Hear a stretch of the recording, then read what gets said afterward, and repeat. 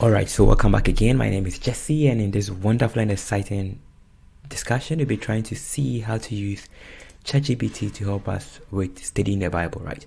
So there are some things that you have to understand when using ChatGPT. So you have to understand that ChatGPT is a tool, right? It is not a substitute for the Holy Spirit, right? Or for the Lord, right? Neither is it a substitute for your own critical thinking. So you should use it as a tool, and just like any other tool, it can be used for good and also for bad. So that is a basic understanding that you have to pick when using ChatGPT to help you with your Bible studies.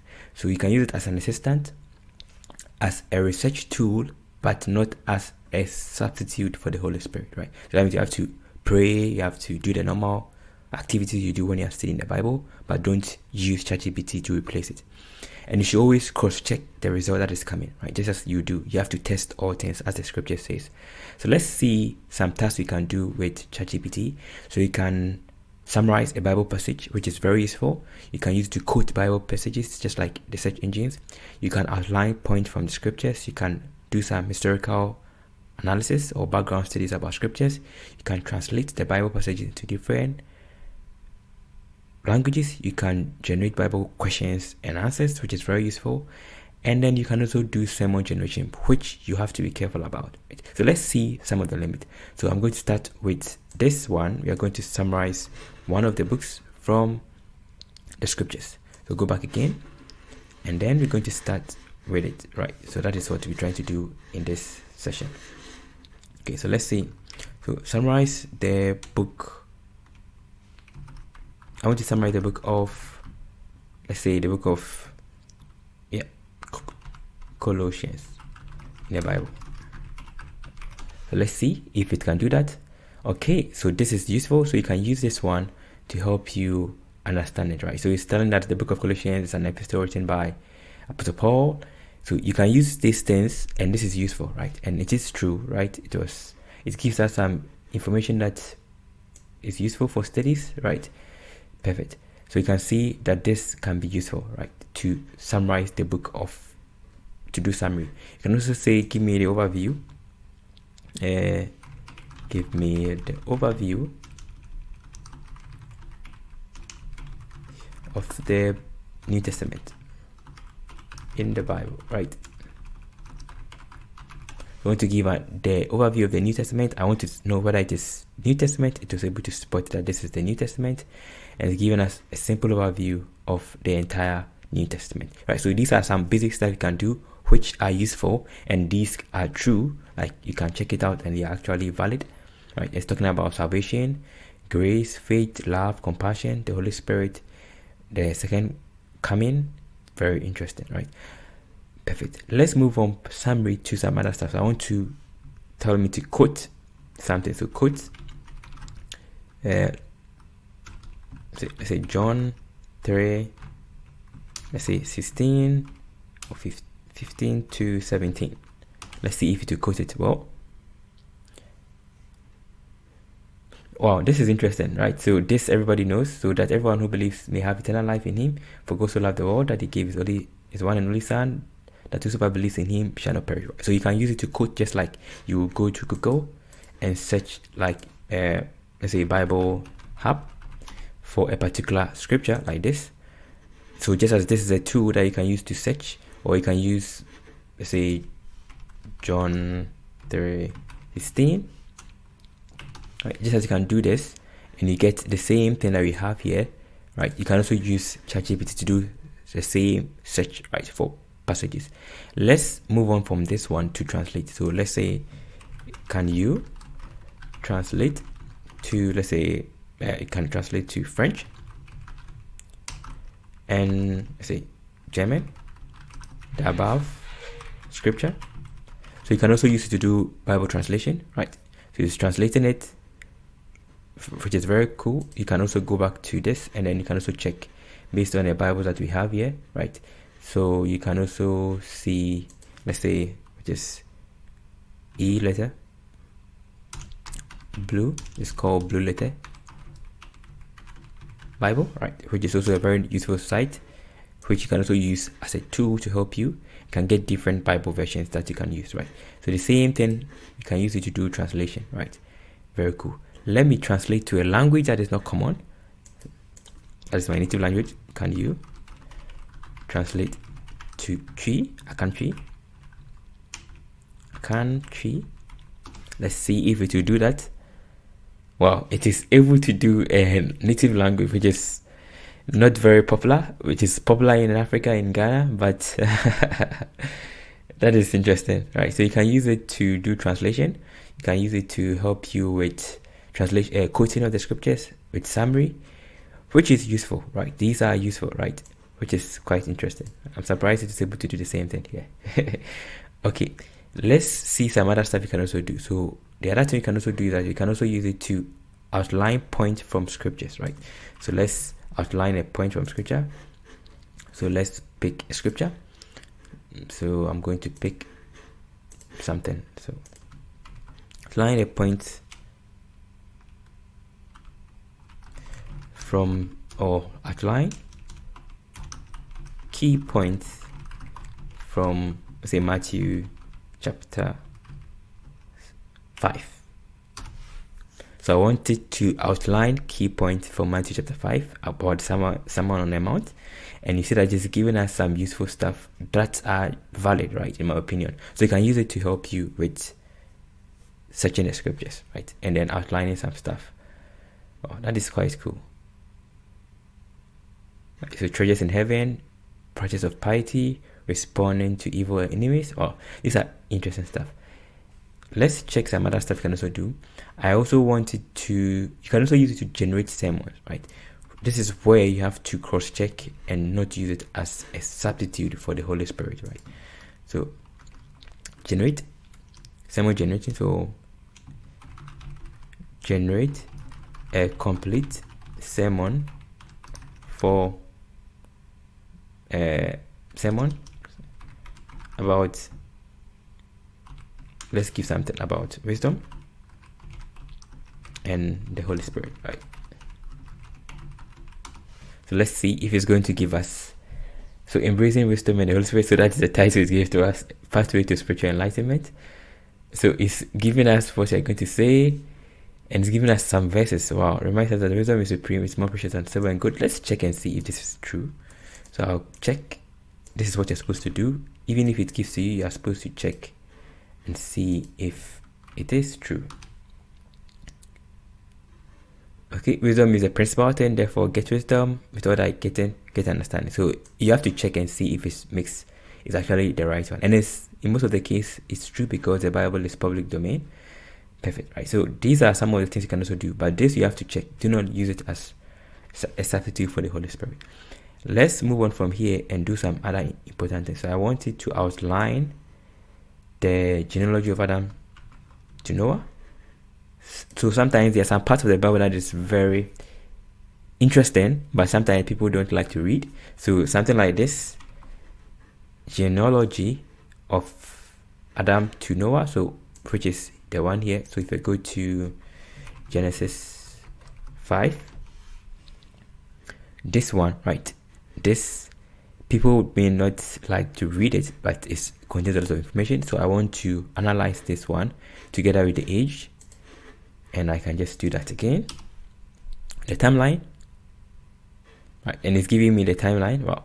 So Adam was the first man created, or the second. See, that is interesting. And it's giving us some interesting stuff, right? These are 10 generations. And you can say, can you sum up all their age? Sum up all their age to identify the total lifespan. So let's see if it can do that. So it's picking all of them. So this is useful, and it's picking all of them, and it's telling me that, okay, this is the combined lifespan of these individuals to Noah. This is a combined lifespan that is too huge. It is combined all of them, but I want to put it not as total but as overlapping.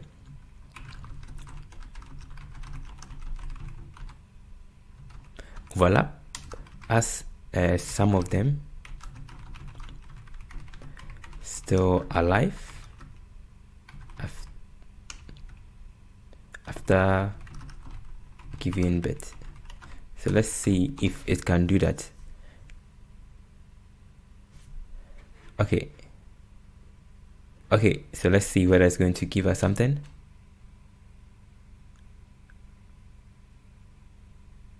So yeah, this is better. Oh, this is not good. It's funny, right? So these are some of the things you have to check, right? Because I don't think all of them from Adam till Noah was 6,000 years. I don't think so. So these are some of the things that you have to check, and this is because of how I'm asking the question, right? I have to ask it in a better way. Okay, so let's see some other stuff. You can also ask questions about what does the Bible mean about this. So let's say, what does the Bible say about marriage? So you can pick some of these things, right, and then let it give you an explanation of what the Bible means by this, right? And this is going to give you some scriptures which you can use as reference to help you with your Bible study, right? So it's giving us scriptures about this. Let's move on from there to one more thing. So you can also say some questions, so which is not biblical questions, but which are historical questions. So let's ask questions like, who was Charles Finney? So let's see who Charles Finney was. Yeah, so it's like you can also ask it some historical Christian questions, right, which is not in the Bible, but like they are general historical questions like Charles Finney, which is interesting, which you can use Google to search. You can also try something like, say, tell me about Polycarp, right? So let's see. She's going to tell us something about Polycarp, the church father. So this is something that you can also use it to help you with it, right? And so that instead of you going searching, it can give you some things that you can also read, right? So these are useful stuff. You can check it. But when it comes to the scripture stuff, you have to cross-check it over and over again, right? Okay, let's test one more thing and then we are done. So let's say I'm asking this question. Is AI the Antichrist? Let's see his opinion. Is AI the Antichrist? No, AI is not the Antichrist. The concept of the Antichrist typically refers to, so it's trying to tell us that AI is a technology development, blah, blah, blah. Yeah, some people are thinking AI is the Antichrist, but yeah, it's not the Antichrist. It's just a tool. It's just programming.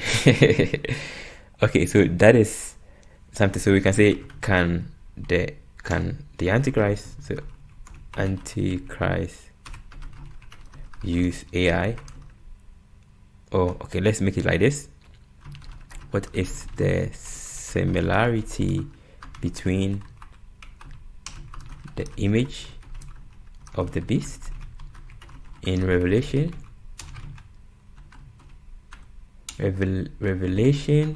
and AI? Let's see. So let's see if it's going to give us something useful.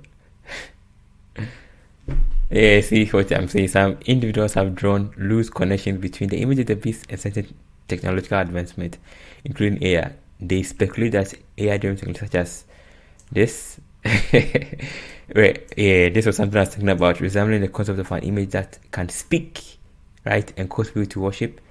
So you see that this is something that I can think about, but yeah, because in the scriptures, in Revelations, the image could speak and then could talk and could make some stuff, and nowadays the AIs are moving to the point of being able to speak, so some people are thinking like that. Okay, let's see one more thing that we can do, which is you can also tell it to give you Bible questions. So let's generate some Bible questions and answers, right? This is useful.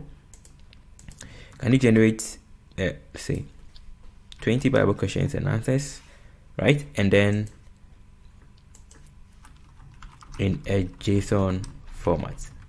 So let's see, we are combining the intelligence and then a nice format which we can use to write and design a quiz app, right? So you can use this one to design a quiz app, which is very cool, right? So there are lots of things you can do with it. There are so many things, but the power is in your hands. But what I will tell you is that It is a useful tool. You should always use it as a tool, and you should not use it as a substitute for the Holy Spirit or for your own personal thinking. You should always cross-check, and then there are a lot of cool things you can do with it. So these are some of the things you can do with ChatGPT, right, for Bible studies. Of course, there are a lot. Let me know your opinion and let me know what you can do with ChatGPT in the scriptures. Let's see if we can do some rhyme. And there are some passages in the Bible that are very sometimes difficult to understand. Like, let's pick something like something that are sometimes they are difficult to understand, right? Like if you go to the book of Deuteronomy or some of these things, right? Some of them can be difficult to understand, so you can use these things to help you understand. So yeah, just as you would have used the scriptures, right? Very cool. We can also do something. So give me.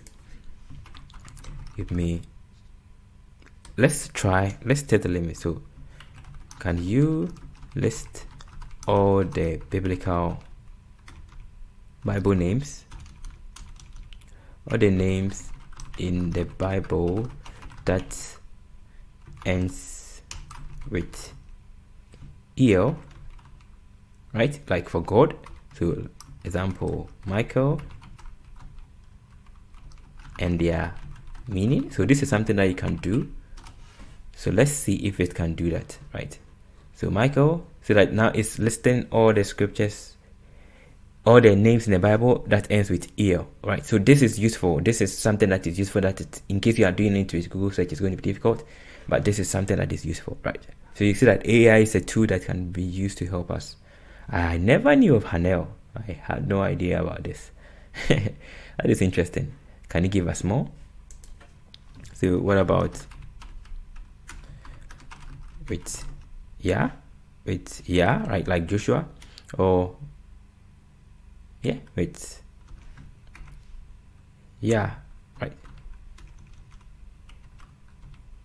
like Joshua, right? So names like Joshua, right?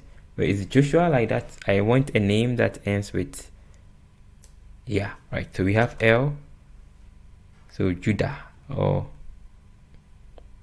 let's see if we'll find scriptures that have okay, like this is what I was looking for. So we have Jeremiah, Isaiah, Josiah, and it's giving us their meaning, right, which is quite interesting. So these are some useful stuff you can do with ChatGPT. Let me convert everything to a dictionary. Can you convert to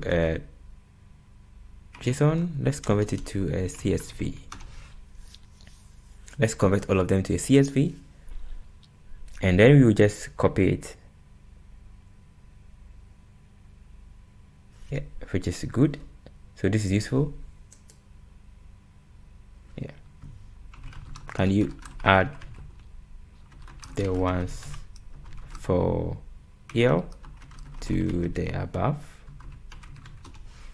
So let's see. So this is something that is useful. So it's adding the two of them. Now it's going to add both this and then the ones for the El, right, together. So it is smart enough to do some stuff. These are useful stuff that in case you are doing it by yourself, it's going to be difficult, right? So you can just have all the names of the Bible and their meaning, right? That is names of in a particular format, and give you the meaning, and you can just save it, right?